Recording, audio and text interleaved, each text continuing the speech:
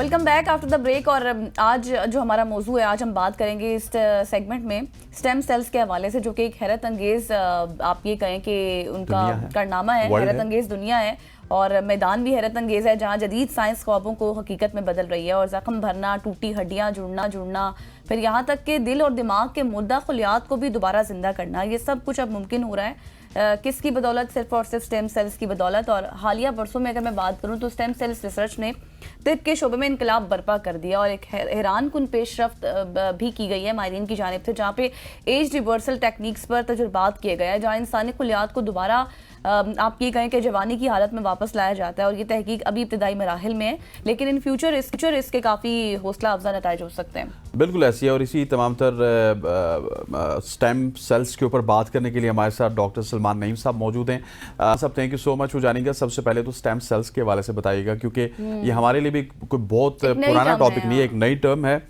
ये क्या होते हैं, फिर स्टेम सेल की थेरेपी क्या है और इससे कौन कौन सी बीमारियां आप स्टेम सेल्स के जरिए उसका क्योर कर सकते हैं, उसका इलाज कर सकते हैं?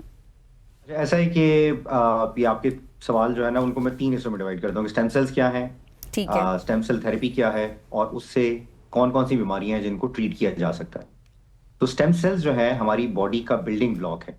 जब माँ के पेट में बच्चा पैदा होता है तो वो एक सेल से पैदा होता है और वो सेल है स्टेम सेल, मास्टर सेल, और इससे बाकी तमाम सेल्स बनते हैं।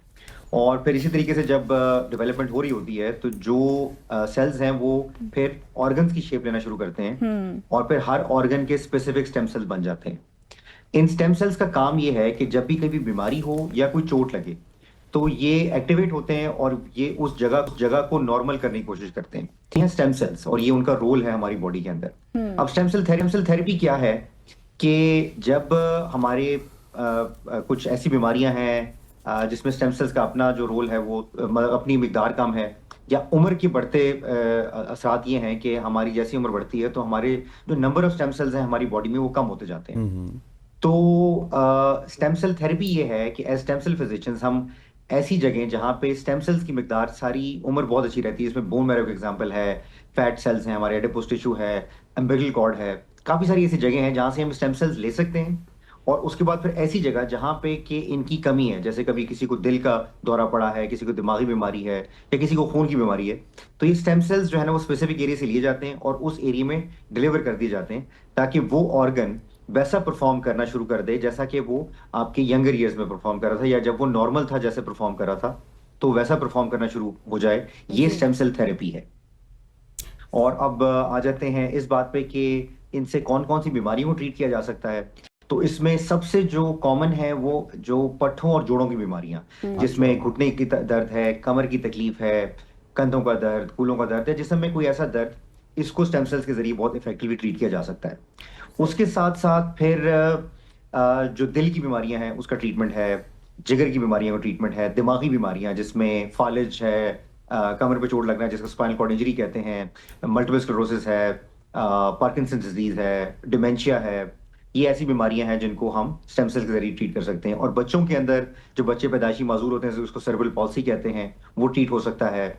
उसके साथ साथ अब एक बहुत बढ़ता हुआ प्रॉब्लम है बच्चों में ऑटिज्म का बहुत इफेक्टिव ट्रीटमेंट है स्टेम सेल्स के जरिए।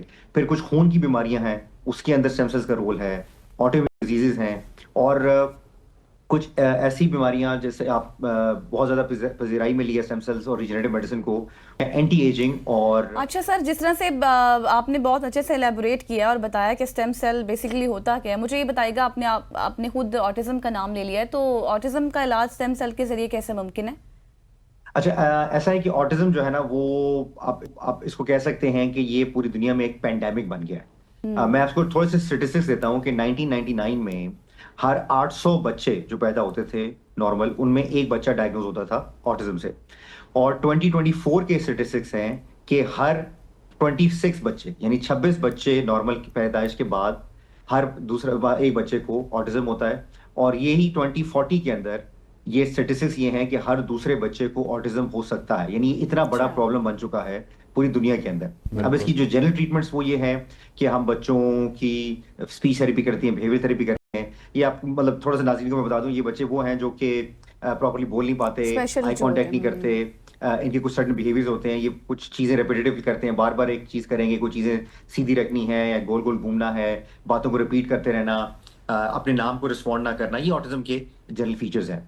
तो अब हम स्टेम सेल्स के जरिए इन बच्चों को ना सिर्फ वर्बल बना सकते हैं, यानी वो बोलना शुरू कर देते हैं, उसके साथ साथ उनके जो बिहेवियरल इश्यूज हैं वो खत्म होते हैं, और इन नटशेल आप ये कह सकते हैं कि वो बच्चे ऑटिज्म के जो ठीक। कि अच्छा, अपनी दुनिया मुझे के डॉक्टर साहब अंदर ये भी रहते हैं। बताइएगा, ये जो स्टेम सेल्स हैं इनके ज़रिए आप बुढ़ापे को भी रोक सकते हैं, ये एंटी एजिंग ट्रीटमेंट भी होती है इनके ज़रिए?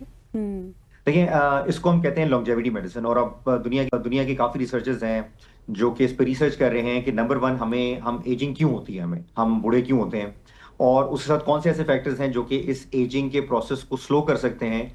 और अब कुछ ऐसे भी ट्रीटमेंट्स, या इसको सिनोलिटिक्स कहते हैं, ये ऐसी फॉर्म्स ऑफ ट्रीटमेंट है जिसके जरिए हम एजिंग के साइंस को रिवर्स भी कर सकते हैं।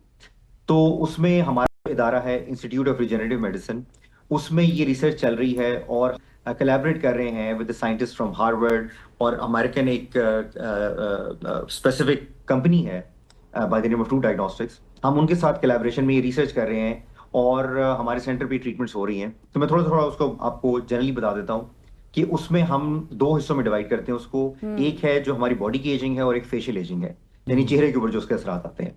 हमारे सेंटर पे सबसे पहले उसकी प्रॉपर डायग्नोसिस की जाती है कि ये एजिंग का आपका प्रोसेस जो है आप कहाँ पे है।